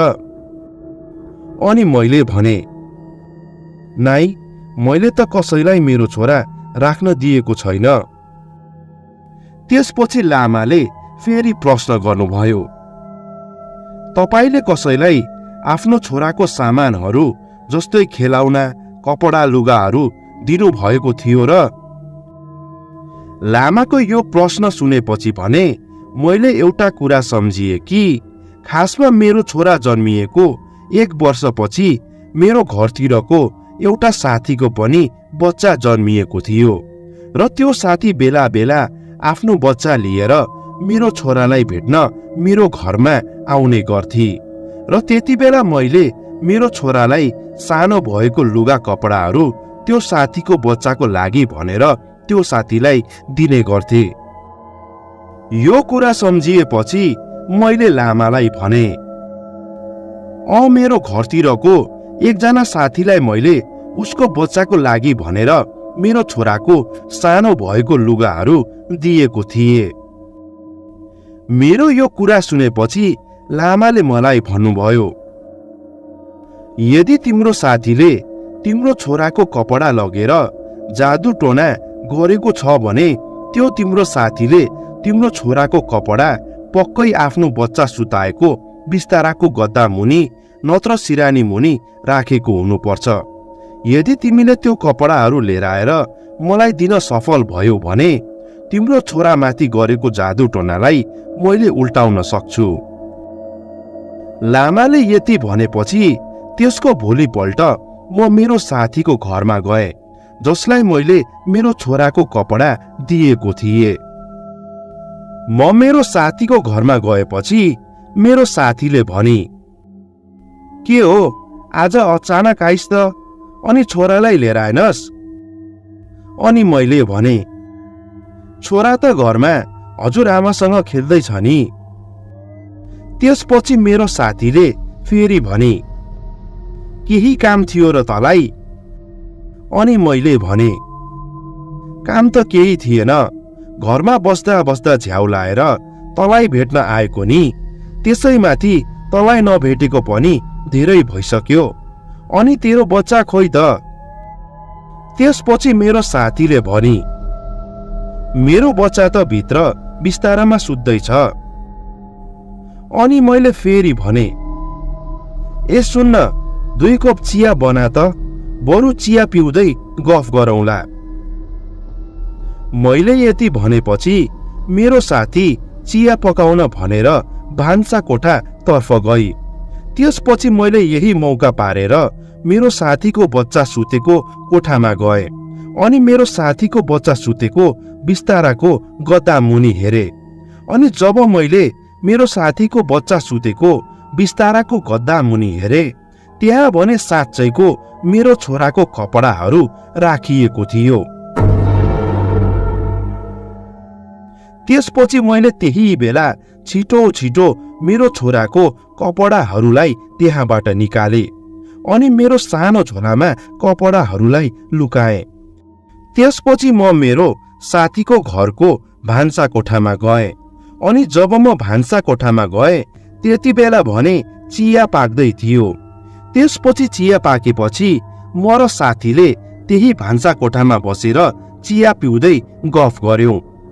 त्यसपछि त्यसको एकछिनपछि म आफ्नो घरमा फर्किएँ अनि त्यही दिन म र मेरी आमा मेरो छोराको कपडाहरू जुन मैले मेरो साथीको घरबाट लिएर आएको थिएँ त्यो कपडाहरू लिएर हामी फेरि गुम्बामा गयौं। गुम्बामा पुगेपछि मैले त्यो कपडाहरू लामालाई दिए अनि मैले भने, मैले मेरो छोराको यो सबै कपडाहरू तपाईले भने अनुसार मेरो साथीको बच्चा सुतेको बिस्ताराको गद्दा मुनि भेटे। मेरो साथीले मेरो छोरालाई किन यस्तो गरेको छिटो पत्ता लगाइदिनु पर्यो। त्यसपछि लामाले भन्नुभयो, ल अब चिन्ता नगर्नुस्, अब सबै कुरा थाहा भइहाल्छ। लामाले यति भनेपछि मेरो छोराको कपडाहरू लिएर केही मन्त्रहरू जप्नुभयो अनि त्यसपछि मलाई प्रश्न गर्नुभयो, तपाईको साथीको पहिला पनि 2टा बच्चा भएको थियो अनि त्यो 2टा बच्चाको मृत्यु चाहिँ के कारणले भएको थियो। लामाको यो कुरा सुनेपछि मलाई अचम्म लाग्यो कि लामालाई कसरी थाहा भयो कि मेरो साथीको पहिला पनि 2टा बच्चा थियो भनेर। त्यसपछि लामाको यो प्रश्नको जवाफ दिँदै मैले भने, हो हजुर, मेरो साथीको पहिला 2टा बच्चा भएको थियो तर 2टै बच्चाको बिरामीले गर्दा मृत्यु भयो। अहिलेको बच्चा चाहिँ उसको तेस्रो बच्चा हो र ऊ पनि जन्मिँदा निकै बिरामी थियो। मैले यति भनेपछि लामाले भन्नुभयो, खासमा के कुरा हो भन्दा तपाईको साथीको अहिलेको तेस्रो बच्चाको आयु पनि एकदमै कम छ। त्यसैले तपाईको साथीले आफ्नो छोराको आयु बढाउनको लागि तपाईको छोराको कपडाहरू लगेर तपाईको छोरामाथि जादु टोना गरेको हो। यस्तो गर्दा के हुन्छ भने यस्तो गर्दा तपाईको छोराको आयु कम हुँदै जान्छ र तपाईको साथीको बच्चाको आयु भने बढ्दै जान्छ।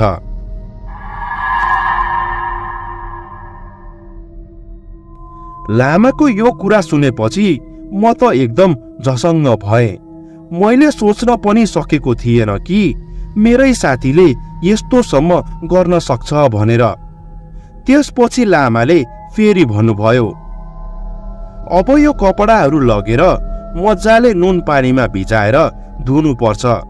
यसो गर्यो भने त्यो कपडामा भएको तिम्रो छोराको बास्ना हराएर जान्छ र भूत प्रेतहरूले त्यो कपडामा तिम्रो छोराको बास्ना नपाएपछि उनीहरू झुक्किन्छन् र त्यो भूत प्रेतहरू उल्टै तिम्रो साथीको घरमा जान्छन्। साथीहरू, लामाले यति भनेपछि त्यो दिन घर गएर मैले मेरो छोराको कपडाहरूलाई मजाले नुन पानीमा भिजाएर धोएँ। त्यसपछि त्यही दिन दिउँसो लामा मेरो घरमा आउनुभयो र घरभित्र बसेर 2-3 घण्टा उहाँले मन्त्रहरू जप्दै केही कार्यविधि गर्नुभयो। त्यसपछि लामाले भन्नुभयो, आज राति ठिक 12 बजे तपाईको छोराको वरिपरि भूत प्रेत नराम्रो शक्तिहरू देखिन सक्छन्, तर तपाईहरू डराउनु पर्दैन। तपाईहरूको काम के हो भने तपाईहरूले लुकेर त्यो भूत प्रेत नराम्रो शक्तिहरूलाई हेर्नु पर्यो र त्यो भूत प्रेत नराम्रो शक्तिहरू कस्ता थिए भनेर त्यो मलाई भोलि आएर बताउनु पर्यो। लामाले यति भनेपछि उहाँले मेरो छोराको हातमा धागो बाँधिदिनु भयो। त्यसपछि त्यो दिन राति मेरो छोरा सुतिरहेको बेला म र मेरी आमाले मेरो छोरालाई लुकेर हेर्न थाल्यौं। त्यसपछि रातिको ठिक 12 बजे अचानक म र मेरी आमाले मेरो छोराको बिस्तारा वरिपरि 2 जना काला अग्ला मान्छेहरू जस्तो देख्यौं।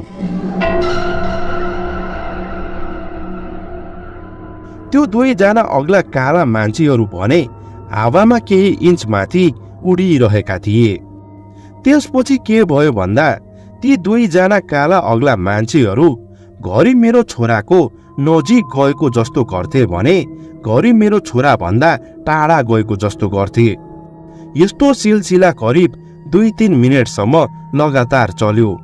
त्यसपछि ती 2 जना अग्ला काला मान्छेहरू भने अचानक त्यहाँबाट धुवाँ बनेर बिलाए।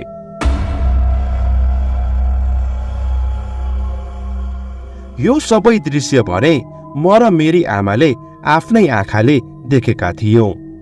त्यसपछि त्यसको भोलिपल्टै मेरी आमा र म भएर छोरालाई लिएर गुम्बामा गयौं। गुम्बामा पुगेपछि मलाई लामाले प्रश्न गर्नुभयो, राति तपाईले छोराको वरिपरि केही देख्नुभयो होला नि? अब मलाई यसको बारेमा राम्ररी बताउनुहोस्। लामाको यो प्रश्नको उत्तर दिँदै मैले भने, रातिको ठिक 12 बजे म र आमाले मेरो छोराको वरिपरि 2 जना अग्लो कालो मान्छे देख्यौं।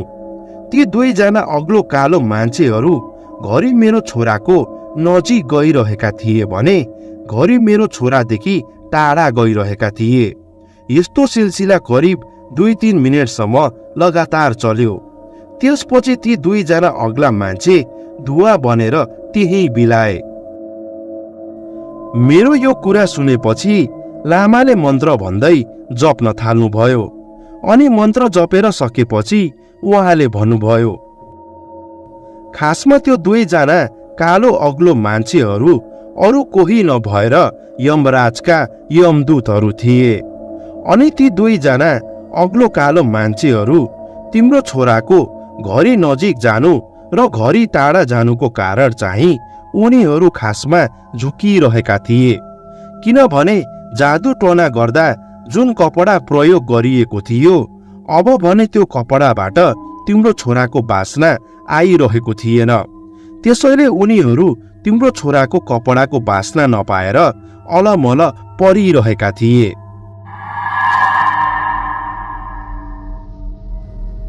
साथीहरू, लामाले यति भनेपछि लामाले मेरो छोरालाई मन्त्र भन्दै झारफुकहरू गर्न थाल्नुभयो।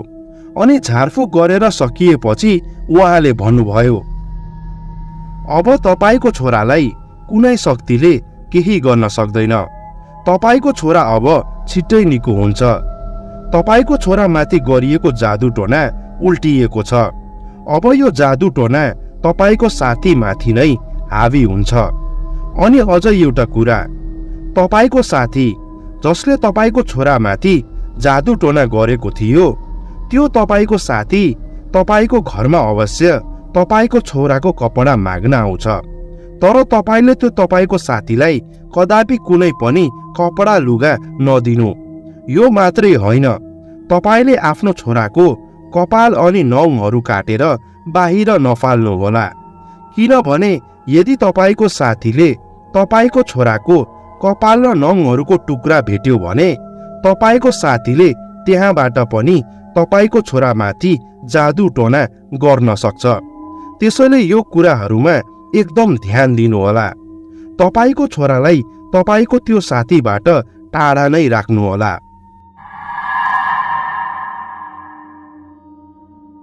साथीहरू, यो घटनापछि लामाले जे भन्नुभयो आखिरमा त्यही भयो।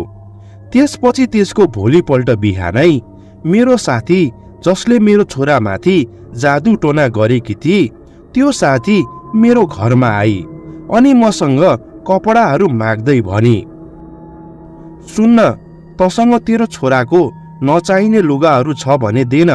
हेर्न तैँले दिएको लुगा कसले चोर्यो। मेरो साथीले यति भनेपछि मैले रिसाउँदै मेरो साथीलाई भने, त्यो कपडा मैले नै चोरेको हो। तैँले किन यस्तो गरिस्? तैँले मेरो छोरालाई यस्तोसम्म गर्न सक्छस् भनेर मैले सोचेको पनि थिएन। तैँले किन मेरो छोरामाथि जादु टोना गरिस्? त्यसपछि मेरो साथीले आतिदै भनी, मलाई माफ गर्दे यार, यो त तेरो पहिलो बच्चा हो। हेर्न, मेरो त 2टा बच्चा पनि मरिसक्यो। मेरो अहिलेको बच्चा पनि एकदम बिमारी छ। त्यसैले मैले मेरो बच्चा बचाउन यस्तो गरेको हो। मलाई जसरी पनि तेरो छोराको लुगा देन। साथीहरू, मेरो साथीले यति भनेपछि मैले मेरो साथीलाई गाली गर्दै घरबाट बाहिर निकाले। यो घटनापछि मेरो र मेरो साथीको बोलीचाली पनि बन्द भयो।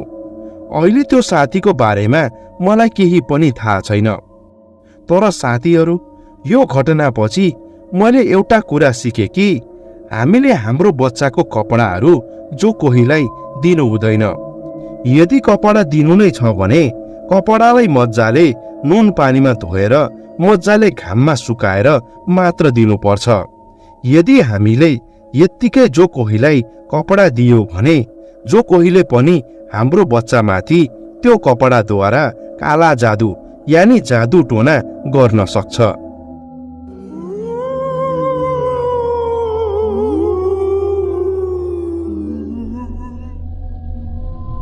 मेरो नाम भगत राणा हो र म चरङ्गेमा बसोबास गर्छु। आज म तपाईहरूलाई मसँग घटेको घटना सुनाउन गइरहेको छु।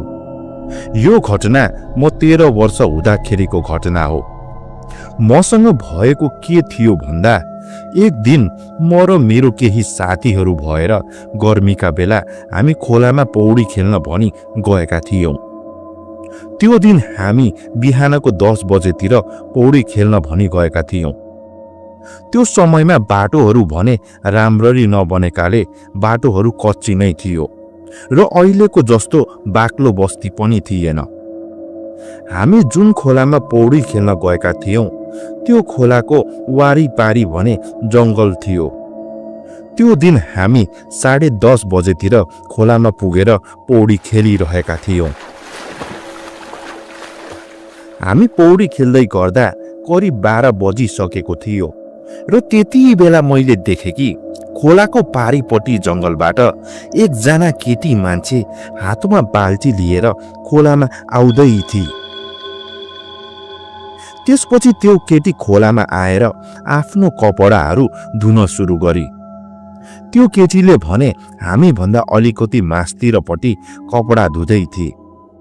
म र मेरो साथीहरू भने सानोमा एकदम बदमास थियौं र जब हामी सबैले त्यो केटीले कपडा धुँदै गरेको देख्यौं, मेरो साथीहरूले भने त्यो केटीलाई जिस्काउन थाले। कोही सिटी हान्दै थिए भने कोहीले त्यो केटीलाई बोलाउँदै थिए र म पनि के कम, मैले पनि जिस्काउन थाले। तर हामीले त्यो केटीलाई जिस्काउँदा भने त्यो केटीलाई केही असर परेकै थिएन। त्यो केटीले सुनेर पनि नसुनेको जस्तै गरेकी थिए। त्यो केटीले आफ्नै सुरुमा कपडा धुँदै थिए। त्यो केटीले केही प्रतिक्रिया नदिएपछि हामीले पनि जिस्काउन बन्द गर्यौं। तर त्यसपछि जब समय बित्दै गयो, मलाई भने अलि अनौठो लाग्न थाल्यो। मेरो ध्यान भने त्यही केटीनिर मात्र गइरहेको थियो। त्यसपछि मैले एउटा कुरा ख्याल गरेँ कि त्यो केटीको लुगा पुरै सेतो रङको थियो, कुनै विधवा आइमाईको जस्तो। र त्यो केटीले जुन कपडाहरू धुँदै थिए त्यो कपडाहरू पनि पुरै सेतो थियो। यो देखेर म निकै अचम्म परे अनि सोच्न थाले कि त्यो केटी कतातिर कि होली भनेर। किनभने जुन जंगलतिरबाट त्यो केटी आएकी थिए त्यहाँ भने परसम्म कुनै पनि घर थिएन, न त त्यहाँ मान्छे हिँड्ने बाटो नै थियो। यो सबै सोचेपछि भने मलाई अलि डर लाग्न थाल्यो। अनि त्यसको एकछिनपछि भने मलाई खोलाको पानी एकदमै चिसो लाग्न थाल्यो। त्यो खोलाको पानी भने बरफ जस्तो चिसो भएको थियो। खोलाको पानी चिसो भएको महसुस गर्ने बित्तिकै म भने खोलाबाट निस्किएर आफ्नो लुगा लगाउन थाले। तर मेरो साथीहरूलाई भने पानी यस्तो बरफ जस्तो चिसो हुँदा पनि केही फरक परिरहेकै थिएन। उनीहरू मजाले नै अहिले पनि पौडी खेलिरहेका नै थिए। त्यसपछि उनीहरू पनि करिब 10 मिनेटपछि सबै खोलाबाट बाहिर निस्किएर कपडा लगाउन थाले। सबै साथीहरूले कपडा लगाएपछि हामी त्यहाँबाट घर फर्किन थाल्यौं। जब हामी घरतर्फ लाग्दै थियौं, मेरो आँखा अचानक त्यही केटीको खुट्टातिर गयो जसले कपडा धुँदै थिए। अनि मैले देखेँ कि त्यो केटीको खुट्टा पुरै उल्टो फर्किएको थियो।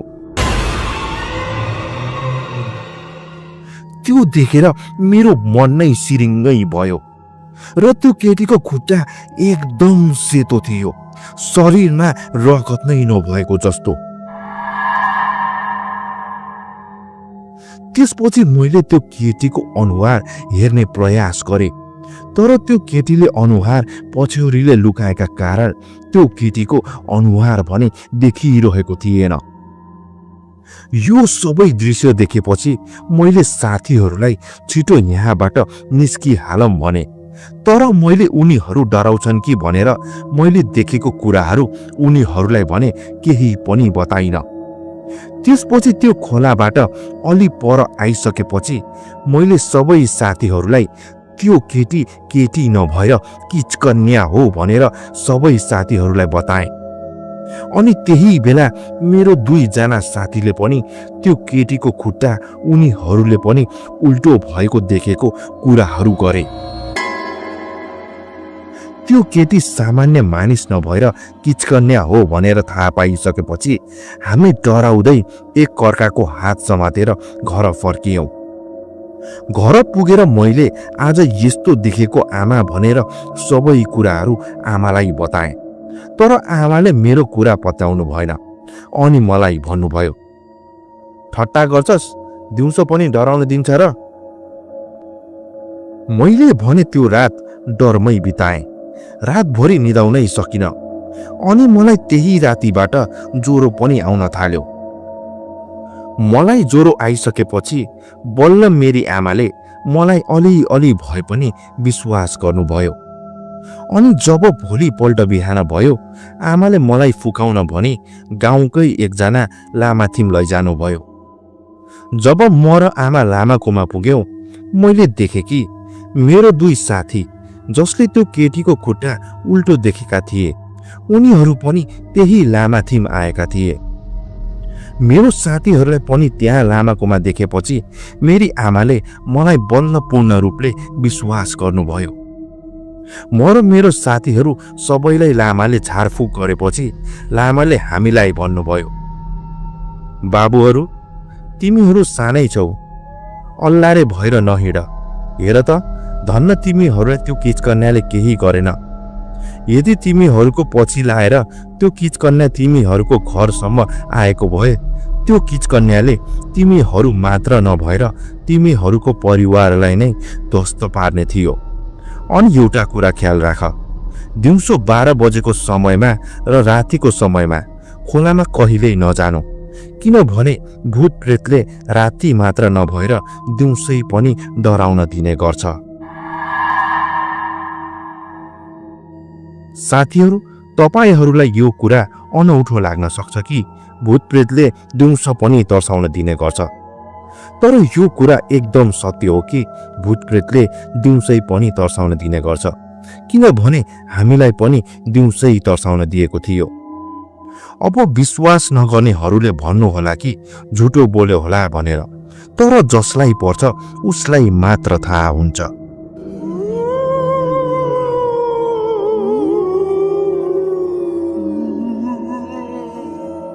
दोस्रो घटना। मेरो नाम सुदीप बस्याल हो र म पर्वतमा बसोबास गर्छु। आज म तपाईहरूलाई मसँग घटेको सत्य डरलाग्दो भुताहा घटना बताउन गइरहेको छु। यो घटना करिब 3-4 वर्ष अगाडिको घटना हो जब म मेरो छिमेकीको घरबाट मध्यरातमा आफ्नो घर फर्किँदै थिए। खासमा भएको के थियो भन्दा हाम्रो छिमेकी घरमा एकजना बुढी हजुरआमा हुनुहुन्थ्यो र उहाँ पहिल्यैबाट क्यान्सरको बिरामी पनि हुनुहुन्थ्यो। एक दिन चाहिँ साँझको समयमा उहाँको अचानक मृत्यु भयो। उहाँको मृत्यु साँझ भएकाले त्यो दिन उहाँको शवलाई जलाउन लगिएको थिएन र शव घरै राखिएको थियो। अनि त्यो दिन राति म चाहिँ त्यहाँ कुर्न भनेर गएको थिएँ र अन्य गाउँका मानिसहरू पनि त्यहाँ आएका थिए। त्यसपछि राति 9 बजेतिर म त्यहाँ कुर्न आएका साथीहरूसँग चिया पिउँदै तास खेल्न थाले। तास खेल्दा खेल्दा भने हामीलाई समयको ख्याल नै भएन। तास खेल्दा खेल्दा रातिको 12 बजिसकेको थियो। त्यसपछि हामी सबै कुरुवाहरू बाहिरै गुन्द्रीमा कम्मल ओढेर पल्टिन थाल्यौं। त्यसपछि हामी सबै कतिखेर निदायौं हामीलाई थाहा नै भएन। तर सुतेको केही घण्टामा भाले बासेको सुनेर म अचानक ब्योजिए। अन्य साथीहरू भने अझै सुतिरहेका नै थिए। भाले बासेको सुनेपछि मलाई लाग्यो कि बिहान भइसक्यो भनेर। त्यसपछि म त्यहाँबाट आफ्नो घरतर्फ लाग्न थाले। जब म घर फर्किँदै थिएँ सबैतिर सुनसान थियो र झिमझिम अँध्यारो भने अझै पनि थियो। बिहान भएर भाले बाँचिसक्दा पनि किन गाउँलेहरू नउठेका होलान् भनेर म अचम्म परिरहेको थिएँ। तर मैले यो कुरालाई भने त्यति वास्ता गरिन। अनि फेरि म सरासर एक्लै टर्च बाल्दै घर फर्किन थाले। मेरो घर र छिमेकीको घरको बीच बाटोमा भने एउटा कुवा पर्छ जहाँबाट गाउँलेहरूले पानी घर लिएर जाने गर्थे। अब भने त्यो कुवाती मलाई आइपुग्न करिब 150 मिटर हिँड्नु पर्ने थियो। त्यसपछि जब म 100 मिटर जति अगाडि पुगे मैले देखेँ कि कुवाको पानी भित्र नीलो नीलो सेतो पहेँलो 3वटा बत्तीहरू बलिरहेको थियो।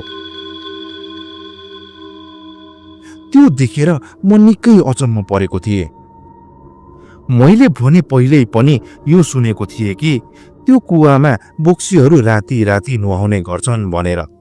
अनि त्यहाँ ती बोक्सीहरूले बेला बेला अनेक किसिमका बत्तीहरू बाल्ने गर्छन् भनेर।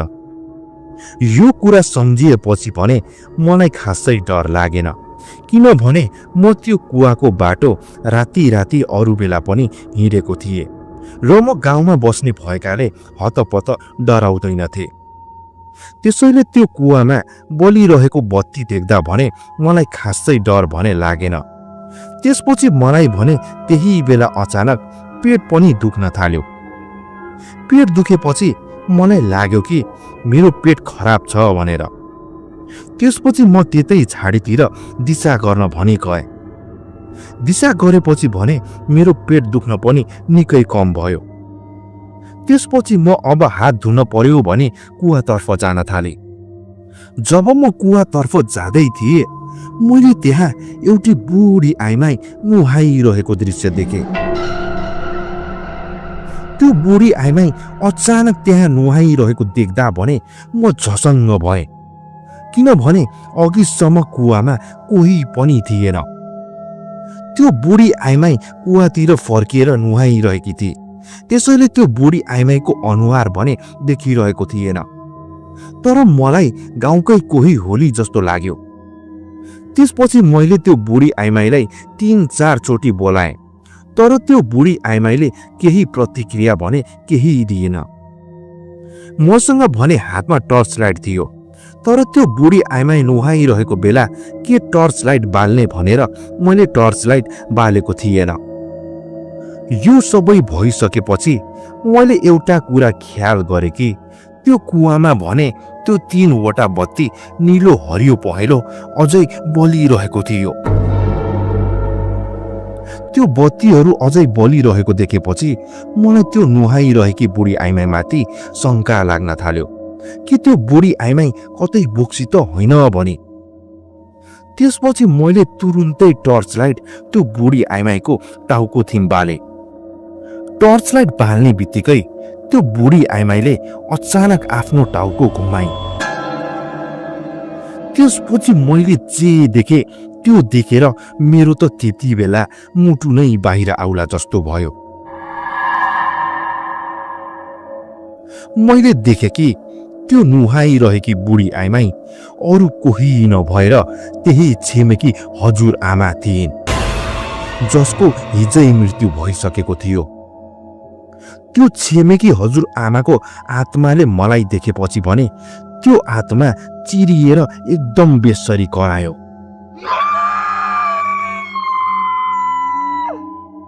बेसरी कराएपछि भने त्यो हजुरआमाको आत्मा त्यहाँबाट दौडिएर तलतिर लाग्यो र तलतिर लाग्दा लाग्दै हावामै बिलायो। त्यो हजुरआमाको आत्मा त्यहाँबाट गइसकेपछि भने त्यो कुवामा बलिरहेको बत्ती पनि सबै निभ्यो।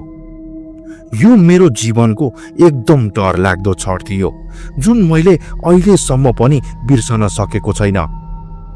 यो सबै घटना भएपछि म भगवानको नाम जप्दै छिटो छिटो दौडिएर घर पुगेँ। त्यसपछि जब म घर पुगेर घडीमा समय हेरेँ, समय भने रातिको 2 बजिरहेको थियो। म भने 2 बजेको देख्दा एकदम डराएको थिएँ। त्यसपछि राति राति घर किन फर्किएको भनेर आमाले मलाई निकै गाली गर्नुभयो। त्यसपछि मैले आमालाई सबै घटनाबारे बताएँ। घटनाबारे बताइसकेपछि मलाई बल्ल थाहा भयो कि छिमेकी घरकी हजुरआमाले बोक्सी पनि सिक्नुहुन्थ्यो भनेर। यो घटना भइसकेपछि भने मलाई त्यस्तो बिरामी हुने केही पनि भएन। तर यो घटनाले गर्दा मेरो मनमा डर भन्ने चिज अवश्य बसेको छ। अहिले यो घटना घटेको 10 वर्ष भन्दा पनि बढी भइसक्यो। अहिले त्यहाँ कुवा पनि छैन, सबै बाटोले पुरिसकेको छ। तर आज पनि गाउँलेहरूले भन्ने गर्छन् कि राति राति त्यहाँ अहिले पनि तर्साउन दिन्छ भनेर। तेस्रो घटना। मेरो नाम राम आले हो र म धरमपानी गाउँमा बसोबास गर्छु। आज म तपाईहरूलाई मेरो बुबासँग घटेको बुताहा घटना बताउन गइरहेको छु। यो घटना त्यति बेलाको हो जब मेरो बुबा 35 वर्ष जतिको हुनुहुन्थ्यो। अब चाहिँ म यो घटना मेरो बुबाको बोलीबाट सुनाउन गइरहेको छु। ल सुरु गरौँ। नमस्कार साथीहरू, मेरो नाम पीताम्बर आले हो। आज म तपाईहरूलाई मसँग घटेको घटना सुनाउन गइरहेको छु। यो घटना मसँग त्यति बेला घट्यो जब म 35 वर्ष जतिको थिएँ। मसँग भएको के थियो भन्दा, एक दिन राति म माछा मार्न भनी सेदी खोला नाम गरेको खोलामा गएको थिएँ। मसँग त्यति बेला एकै पटक 2वटा अनौठा घटनाहरू घट्यो। सुरुमा जब म माछा मार्न भनी राति 9-10 बजेको आसपासमा खोलामा पुगेको थिएँ, त्यति बेला भने मेरो जालमा राम्ररी माछाहरू परिरहेको थिएन। माछा परे पनि एकदम मसिनो साना माछाहरू मात्र परिरहेका थिए। अनि जब म माछा मार्दै मासतिर खोलातिर लाग्दै थिएँ, मैले अचानक कसैले खोलामा जाल हानेको आवाज सुने। त्यो आवाज सुनेपछि मैले यताउता चारैतिर हेर्न थालेँ, तर मैले त्यहाँ न त कुनै मानिस नै देखेँ न त कुनै जनावर नै। त्यहाँ भने पर परसम्म कोही पनि थिएन। त्यहाँ केवल म मात्र थिएँ। त्यहाँ कोही नदेखेपछि भने मलाई अलि डर लाग्न थाल्यो। मैले सोच्न थालेँ कि मलाई पक्कै डराउन दिएको होला भनी। त्यसपछि मैले आफूलाई डर लागे पनि यो कुरालाई बिर्सनु नै ठिक ठाने। अनि म फेरि जाल खेल्न थालेँ। त्यसपछि जब म जाल खेल्दै थिएँ, मलाई एकपटक यस्तो लाग्यो कि मानव मेरो जालमा थुप्रै माछाहरू परेको जस्तो, किनभने त्यति बेला मैले जाल तान्न सकिरहेको थिएन। जाल एकदम भारी भइरहेको थियो। अब भने माछा थुप्रै पर्यो भनेर म निकै खुसी भएको थिएँ। तर जब मैले जाल तानेर बाहिर निकाले, जालमा भने एउटा पनि माछा परेको थिएन। जालमा माछा नपरेपछि मैले सोच्न थाले कि जालमा माछा नपरेको भए जाल कसरी भारी भइरहेको थियो त। यो सोच्दै गर्दा भने मलाई खोइ किन हो अचानक जिरिङ जिरिङ हुन थाल्यो। मलाई त्यति बेला मसँग त्यहाँ अरू कोही पनि भएको जस्तो महसुस हुन थाल्यो। मैले भने राति माछा मार्न जाँदा सधैँ लाइटर र चुरोट पनि लिएर जाने गर्थे। अनि त्यति बेला पनि मैले चुरोट बालेर पिउन थाले। त्यसपछि भने मेरो डर पनि अलि कम भयो। डर अलि कम भएपछि मैले फेरि माछा मार्न थाले। तर यो पालि भने मैले सुरुमा एउटा पात टिपेर त्यसमा एउटा सानो माछा राखेर खोलामा चढाएँ ताकि माछा परोस् भनेर। यो सबै गरिसकेपछि भने माछा पर्न पनि थाल्यो। त्यसपछि म माछा मारेर घर फर्किँदा रातिको सायद 12:30 बजिरहेको थियो होला। सबै सामान्य थियो र म चुरोट पिउँदै माछा लिएर बाटोमा हिँड्दै थिएँ। मलाई भने जङ्गलको बाटो हुँदै अब घर जानुपर्ने थियो।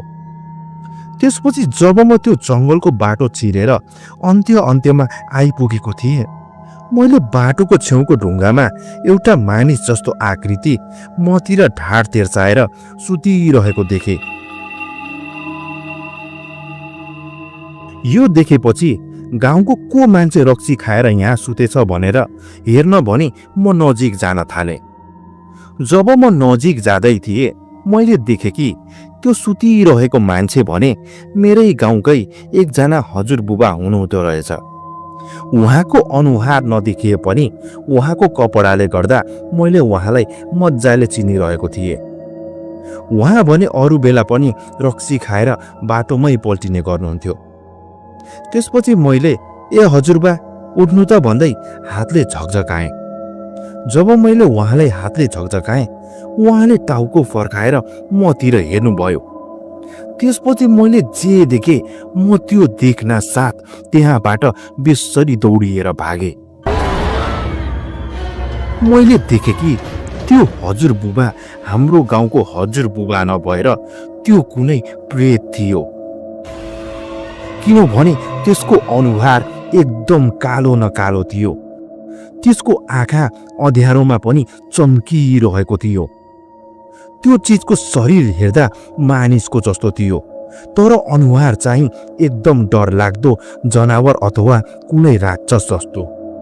यो त मान्छे नभएर भूत प्रेत हो भन्ने थाहा पाएपछि म त्यहाँबाट सास नफेरी भागेर घर पुगेँ। घर पुगेर मैले यो कुरा मेरी आमालाई सुनाएँ। अनि आमाले त्यही बेला राति लामालाई नै घर बोलाउनु भयो। लामाले मेरो कुरा सुनेपछि उहाँले अक्षता र पानी लिएर मन्त्रहरू भन्दै मलाई फुक्न थाल्नुभयो। अनि मलाई भन्नुभयो, भाइ तिमीलाई त मसान लागेको रहेछ। राति खोलामा एक्लै जाने काम पटक्कै नगर। अनि तिमीले त्यो ढुङ्गामा सुतिरहेको देखेको आकृति पनि त्यही खोलाकै मसान थियो जसले तिमीलाई पछाएर त्यहाँसम्म आएको थियो। धन्न मलाई तिम्रो आमाले अहिले बोलाउनु भयो, नत्र भोलि बिहानसम्म मलाई नबोलाएको भए तिमी नराम्ररी बिरामीले थला परिसकेको हुने थियौ र तिमीसँग पछि जे पनि हुन सक्थ्यो। लामाको यो सबै कुरा सुनेपछि म एकदम डराएको थिएँ। त्यसपछि लामाले मलाई फेरि भन्नुभयो, अब यो मसानबाट छुटकारा पाउन छ भने भोलि घाम अस्ताएपछि त्यही खोलाको किनारमा गएर कालो पाठाको बलि चढाउनु पर्छ। त्यसपछि बल्ल त्यो मसान शान्त हुन्छ। त्यसपछि त्यसले तिमीलाई केही पनि गर्दैन। साथीहरू, लामाले भन्यो अनुसार सबै काम गरेपछि भने मलाई त्यस्तो केही पनि भएन। तर जब पनि म यो घटना सम्झन्छु र त्यो कालो मसानको अनुहार सम्झन्छु, मेरो शरीरमा डरको लहर दौडिने गर्छ।